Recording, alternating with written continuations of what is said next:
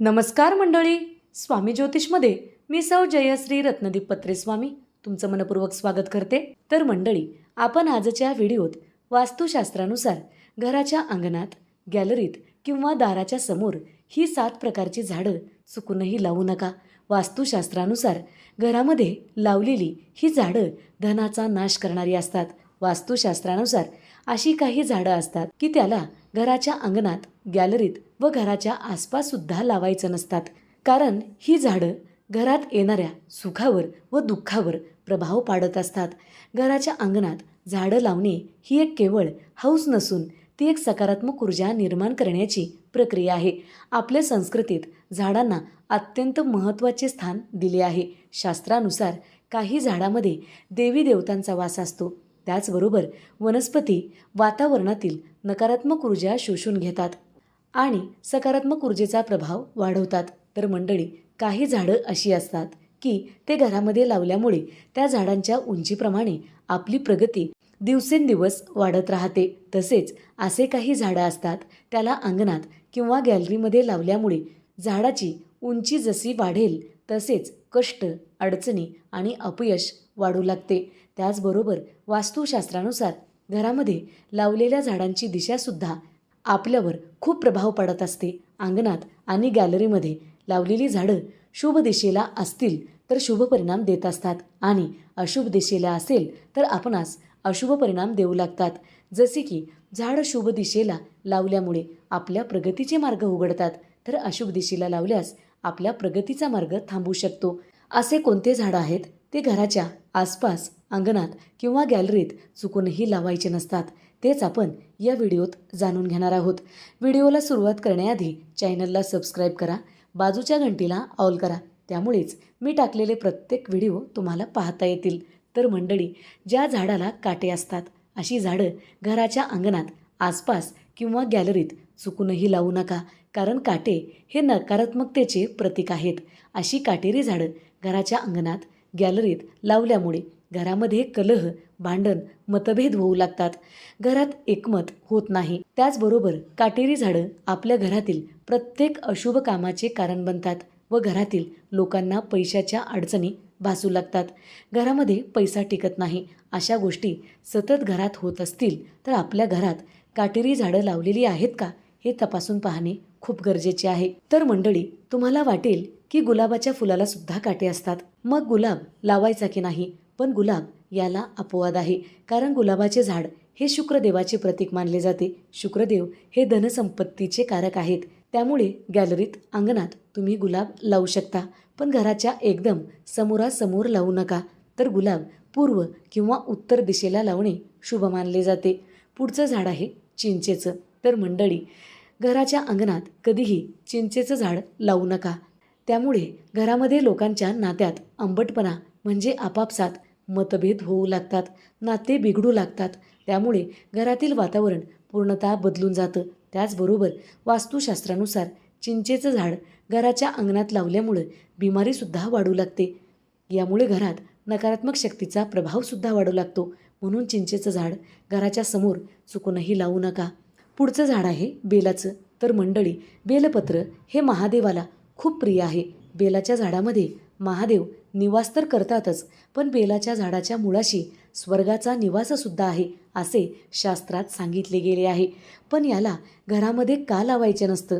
तर मंडळी, स्मशानवासी महादेव हे एकांत प्रिय आहेत. महादेवाला एकांत खूप प्रिय आहे. त्यामुळे या वृक्षाला कधीही घराच्या अंगणात मधोमध चुकूनही लावायचं नसतं. बेलाचं झाड घरामध्ये लावायचंच असेल तर तुम्हाला ते कुंडीमध्ये लावावं लागेल. कारण बेलाचे झाड घराच्या अंगणात, गॅलरीमध्ये लावायचं असेल तर तुम्हाला कुंडीमध्येच लावावं लागेल. त्यामुळे हे झाड मोठं होणार नाही. त्याचबरोबर तुमच्या घराच्या मागे जर जागा असेल तर तुम्ही घराच्या मागच्या रिकाम्या जागी बेलाचं झाड 100% लावू शकता. पुढचं झाड आहे धोत्रा. तर मंडळी, धोत्र्याचे झाड घराच्या अंगणात चुकूनही लावू नका. घराच्या बाहेरच्या बाजूस लावू शकता. धोत्र्याचे फूल महादेवाला अतिप्रिय आहे, पण घरामध्ये लावणं योग्य मानलं जात नाही. पुढचं झाड आहे वड, पिंपळ आणि उंबर. या तिन्ही झाडांना घराच्या अंगणात किंवा आसपास लावायचं नसतं. कारण या झाडामध्ये ऋषीमुनींचा वास असतो. आणि अशी झाडं घरात लावल्यामुळे घरात वादविवाद, पती पत्नीमध्ये वादविवाद होऊ लागतात. पती पत्नीच्या नात्यावर या झाडाचा प्रभाव पडत असतो. तर मंडळी, वड, पिंपळ आणि उंबराच्या झाडाचं आध्यात्मिक महत्त्व खूप आहे. या झाडामध्ये ब्रह्मा, विष्णू, महेश आणि साक्षात महालक्ष्मी निवास करते व पिंपळाच्या झाडाखाली पितरांचा वाससुद्धा असतो. वास्तुशास्त्रानुसार वड, पिंपळ आणि उंबर ही तिन्ही झाडं खूप पवित्र आणि शुभ मानले जातात. पण ही झाडं खूप मोठी होतात आणि त्यांच्या मुळा घराच्या पायामध्ये पसरले जातात. यामुळे घराचा पाया कमकुवत होऊ शकतो. वड, पिंपळ आणि उंबर ही तिन्ही झाडं घराच्या आसपास राहू नये. तर मंडळी, पिंपळ, वड व उंबर या झाडाची सावली घरावर पडत असेल तर त्या घरामधील सुखशांती नष्ट होत असते. म्हणून हे तिन्ही झाडं घराच्या अंगणात चुकूनही लावू नका. किंवा घराच्या बाजूस असतील तर त्याची सावली आपल्या घरावर पडणार नाही याची काळजी मात्र आपणास घ्यावी लागेल. पुढचं झाड आहे श्वेतार्क. याला रुई किंवा रुचकीसुद्धा म्हणतात. तर मंडळी, याला सुद्धा घरामध्ये लावणे अशुभ मानले जाते. श्वेतार्काचे फूल महादेवाला प्रिय असते व त्याची पानं हनुमानाला घातली त्यामुळे शनीची बाधासुद्धा नष्ट होते. हनुमानजीसुद्धा लवकर प्रसन्न होतात. पण हे झाड घराच्या अंगणात लावणे शुभ मानले जात नाही. पुढचं झाड आहे पपई. तर मंडळी, घराच्या अंगणात पपईचं झाड लावणे अशुभ मानले जाते. पण अचानक पपईचं झाड घराच्या अंगणात आलेलं असेल किंवा दारासमोर आलेलं असेल तर लहान असेपर्यंत त्याला काढून दुसऱ्या ठिकाणी सन्मानाने लावावी.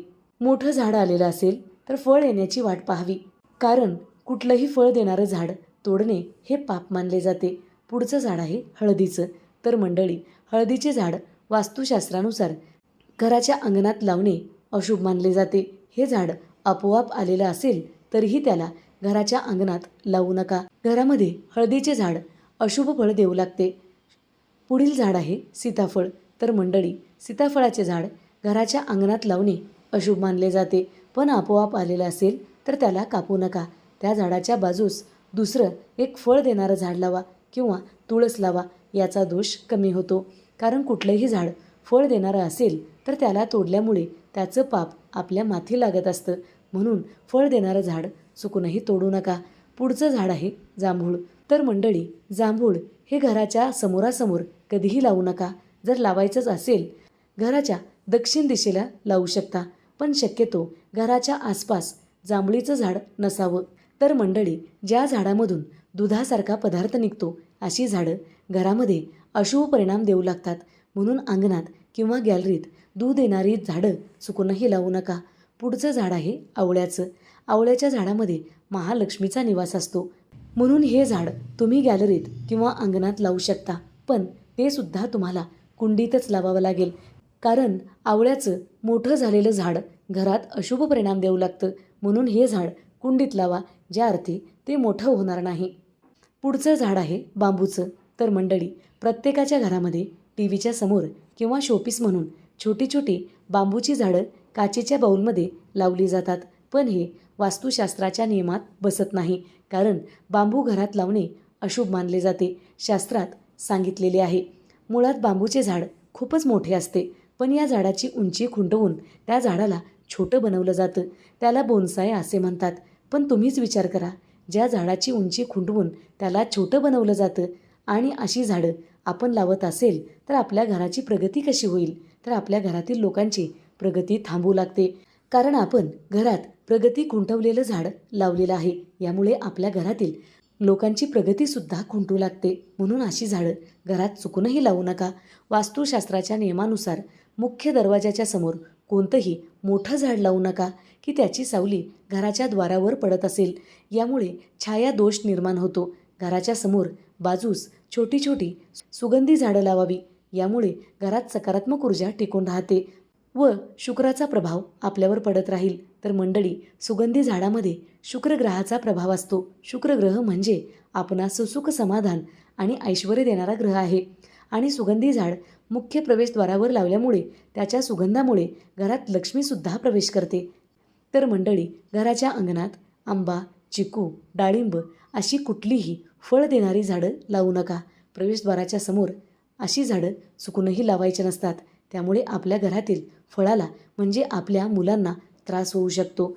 झाडाची सावली जर तुमच्या मुख्य प्रवेशद्वारावर पडत असेल तर द्वारवेध नावाचा दोष निर्माण होतो. जर मुख्य द्वारावर याची सावली पडत असेल आणि हा दोष घरातील लोकांची प्रगती होऊ देत नाही. घरामधील वातावरण सकारात्मक बनवण्यासाठी, आजूबाजूचे वातावरण शुद्ध ठेवण्यासाठी महत्त्वाचा असतो. तर मंडळी, आपण आजच्या व्हिडिओमध्ये दाराच्या समोर, अंगणात किंवा गॅलरीत कोणती झाडं लावायची नसतात याविषयीची माहिती पाहिलेली आहे. जर व्हिडिओ आवडलेला असेल तर नक्की लाईक करा, शेअर करा, सबस्क्राईब करा. बाजूच्या घंटीला ऑल करा. त्यामुळेच मी टाकलेले प्रत्येक व्हिडिओ तुम्हाला पाहता येतील. धन्यवाद. हर हर महादेव.